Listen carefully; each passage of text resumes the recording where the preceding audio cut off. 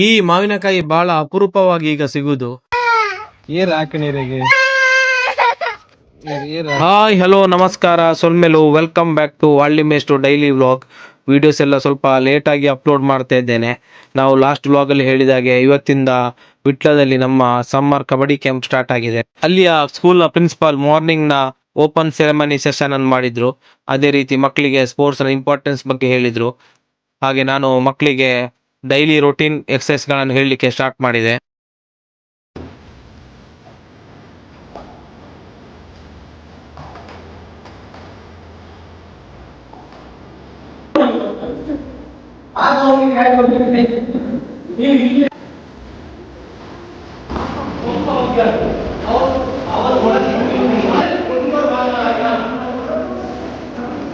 First ಆದ ಕಾರಣ ಕಬಡ್ಡಿಯ basic ಸ್ಕಿಲ್ಗಳನ್ನು ಕೆಲವು ಮಕ್ಕಳಿಗೆ ಹೇಳಿಕೊಟ್ಟೆ.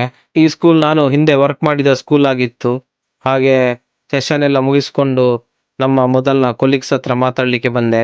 ಹಾಗೆ ಹಿಂದಿನ ವಿಷಯಗಳೆಲ್ಲ ಮಾತಾಡ್ಕೊಂಡು ತುಂಬಾ ಖುಷಿ ಪಟ್ಟೆವು ನಾವು. ಅಲ್ಲಿಂದ ಸೀದಾ ಬಂದದ್ದು ಮಾವನ ಮನೆಗೆ. ಮಗ ಮಾವನ ಮನೆಯಲ್ಲಿದ್ದ, ಅವನನ್ನು ಕರ್ಕೊಂಡು ಬರ್ಲಿಕ್ಕೆ ಬಂದೆ. ಹಾಗೆ ಅವನು ಬರುವಾಗ ಅವನು ತಿಂತ ಇದ್ದದ್ದು ನಮ್ಮ ತುಳುನಾಡಿನ ಕಾಟ್ ಕುಕ್ ಅಂತ ಹೇಳ್ತೇವೆ. ನಿಮ್ಮ ಊರಲ್ಲಿ ಏನು ಹೇಳ್ತಾರೆ ಅಂತ ಹೇಳಿ ಕಮೆಂಟ್ ಮಾಡಿ ನಮಗೆ. ಅಲ್ಲಿಯ ದನ ಕರು ಹಾಕಿತ್ತು. ಹಾಗೆ ಹೊರಡುವಾಗ ನನ್ನ ಮಗ ಭಾರಿ ಪ್ರೀತಿಯಿಂದ ಅದಕ್ಕೊಂದು ಬಾಯಿ ಹೇಳಿ ಹೊರಟ.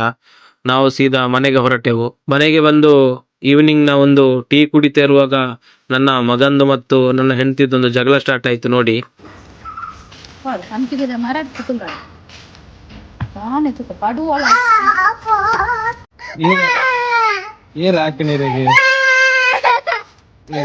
ಇದೆಲ್ಲ ಡ್ರಾಮಾ ಆಗ್ತಿರುವಾಗ್ಲೇ ನನ್ನ ಕಜಿನ್ ಬ್ರದರ್ ಬಂದ. ಅಲ್ಲಿಂದ ನಾನು ಹೊರಟದ್ದು ಸೀದಾ ವಿಟ್ಲಕ್ಕೆ.